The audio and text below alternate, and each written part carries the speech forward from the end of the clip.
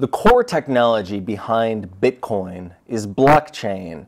Blockchain is disrupting a number of industries: real estate, financial services, and media. Media is, for the most part, a very insider game. It can be fascinating to those who work in the media, but for the most part, the comings and goings are fairly boring. Except when blockchain is introduced. Why? Because blockchain has to do with trust, or a lack of trust. It allows two parties that may not know each other to exchange goods, services, or intellectual property without contracts, handshakes, or anything else that would enforce a contract. That's because the encryption that blockchain is built on is incredibly powerful. For TechRepublic and ZDNet, my name is Dan Patterson, and today we have the publisher of FUTURISM about how blockchain is disrupting the publishing industry. So, James Dell, thanks for coming into the studio today. We should say FUTURISM is probably in some way or another a competitor of ours, but today we're talking about the technology that you guys cover. So when I think blockchain, I don't really think about maybe the New York Times or CNET or TechRepublic. Why and how is the blockchain been introduced into media publishing technology? So to be clear, it hasn't yet. And like all new technologies, I think you wind up looking at kind of the obvious verticals or industries that get disrupted first. If you think about the kind of people who are coding on the blockchain, you need to have a good understanding, obviously, of kind of technology and contracts and things like that. And also because of the nature of Bitcoin, you also need to have a good understanding of finance.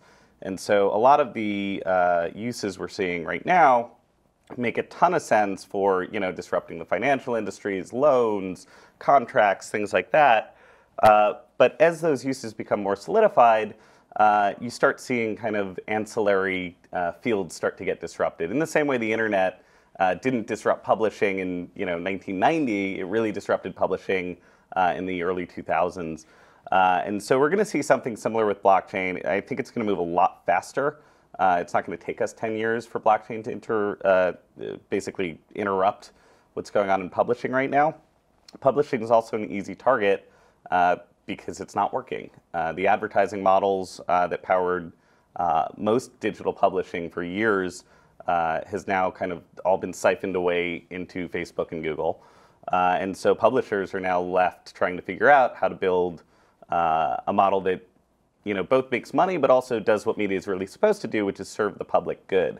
And when you look at what blockchain is good for, which is really trust and transparency above all else, and decentralization, so anyone can access it anywhere. It's actually uniquely suited to help with media ecosystems, both in making sure the information that we're publishing and sharing out there is truthful and being sourced appropriately and responsibly, and also coming up with new business models for how publishing can work. So micropayments have been a boon for the publishing industry for years. You could either subscribe to something and pay, a pretty hefty, $10, $20 a month, or you were kind of, forced to give it away for free because of the technology behind the blockchain. Saying you're going to pay a fraction of a penny to view this article becomes much easier. And I think, like I said, no one is truly doing this yet, but all signs point to media being kind of the next town in the way of being disrupted by the blockchain revolution. So when we think about blockchain, it's kind of an abstract idea. One of the easiest metaphors is to say, well, this, or similes, is to say this is like a checkbook where everybody has access. It's an open ledger where everyone has access to what the credits and debits are and the metadata around the dates and times that certain transactions occurred. And because everyone has access to this, you can kind of build models on top of, all right, so X and Y came in at 347 and went out at 415 or whatever. Mm-hmm. I can imagine this with a publisher saying maybe the veracity of a story, it was published at this time, we can lock that into the blockchain and say this is guaranteed to have been accurate at this day or time. But do you have any other examples of how media and publishing might use the blockchain? Yeah, I mean, another great example would be, the verification of fact or truth, right? So, especially right now where we look around and, fake news is kind of the term du jour, uh, there's a lot of kind of distrust in what am I reading or viewing? Is this something that I should trust?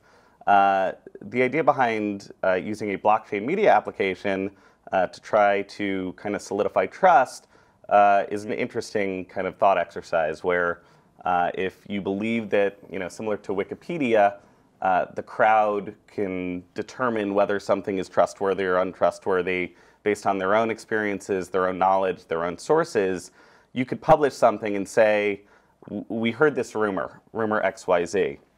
We have a general, maybe 10% confidence in this rumor based on who we heard it from, where we heard it from. We might not be able to even tell you, in order to protect the sources, whether or not that thing is true, right? So if you were to publish that on the blockchain and kind of use a crowdsourcing angle, you can have people who have their own trust ratings, could go in and say, I actually believe that is, spot on. I have my own sources that confirm this.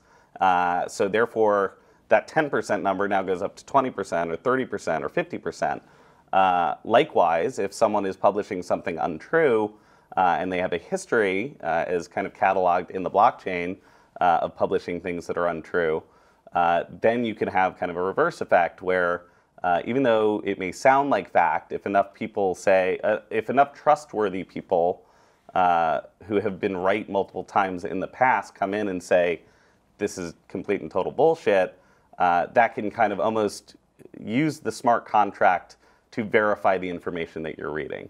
So that's just one example. But like I said, micropayments are another one where the value of an article might not be able, you might not want to enter your credit card number every time you want to read an article, but if you were to have an account on one of these theoretical blockchain media companies, you can kind of distribute money to the articles you read. Very similar to what Medium is doing, though Medium is kind of doing it in a closed-off, black box environment.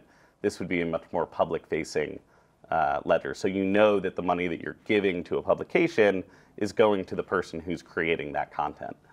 We have the Bitcoin blockchain, we have the Ethereum blockchain, and there are tens, hundreds, or thousands of smaller chains out there. But do we have a standard chain that publishers are, if they're not using now, at least have settled on to say this is what we'd like to use as a documentation engine? We are so far from that point. And by so far, I mean, far in tech terms. We are probably, a year or two away from that becoming something that we can even discuss. I think a lot of publishers right now are just beginning to even hear what blockchain is. I think back to January of this year when I first started having conversations about Ether, and I really didn't know much about it other than it was another blockchain. To think that now a year later, almost a year later, less than a year later, Bitcoin is now over $10,000, Ether's over 400, coming up on 500.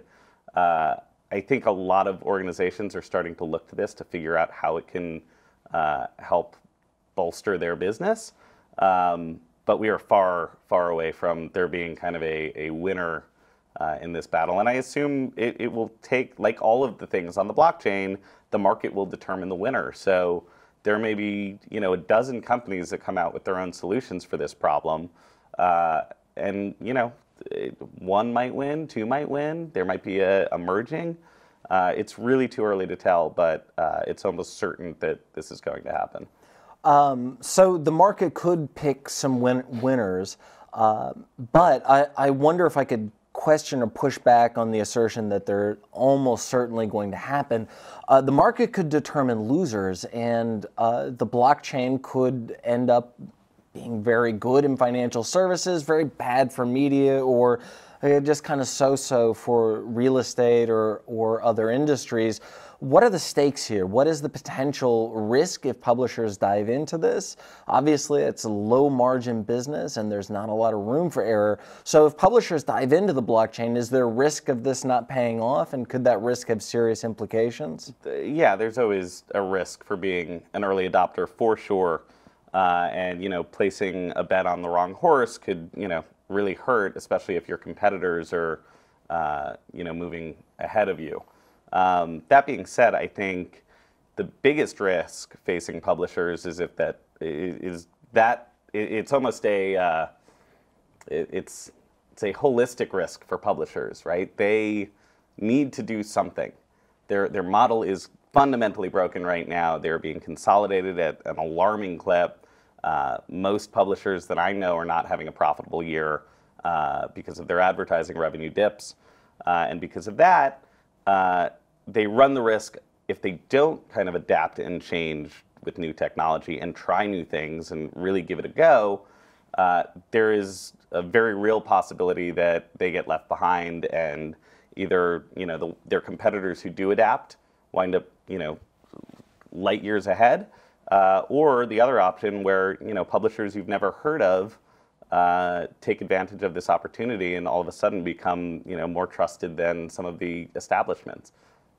James Dell, publisher of FUTURISM. I certainly look forward to the day where all the words that come out of my mouth are logged to the blockchain. I wonder where and how should we start exploring this idea for media and for publishing entities to use the blockchain? Where can we learn more about this? Well, research obviously is important, right? So Google it. Get on your Google bot. FUTURISM covers this stuff every day, but every single day I feel like I read another Medium article or another. Even the establishment players are starting to cover this now. Bloomberg and CNBC are reporting on this stuff more and more. I think the important thing to know is there's a lot of hype out there when it comes to the blockchain. There's a lot of speculation, and it's important, if you are in a position to think about these problems, to kind of try to figure out the signal from the noise. It is a long game. The blockchain revolution, like the internet, has not matured even in the slightest yet. And so the information we have right now is not the best information. It's not complete information, but it is information nonetheless. And publishers and technologists who are interested in trying to figure these problems out should actively be throwing their voice into this. Reddit is a great community to kind of get like a primer on blockchain things. There are companies out there like Consensus that have summits. Like I was just at the Ethereal Summit in San Francisco, where you had hundreds and hundreds of people all actively trying to solve these same problems. And so I think the more we can embrace this kind of open dialogue and this decentralized nature of how blockchain will get developed, the better off we're all going to be in the long run. All signal, no noise. If you want to learn about the future of Bitcoin, the blockchain, and disruptive technology as digital transformation hits every industry, make sure you visit TechRepublic and ZDNet. And while you're there, make sure you subscribe to the Next Big Thing newsletter. For TechRepublic and ZDNet in New York, I'm Dan Patterson.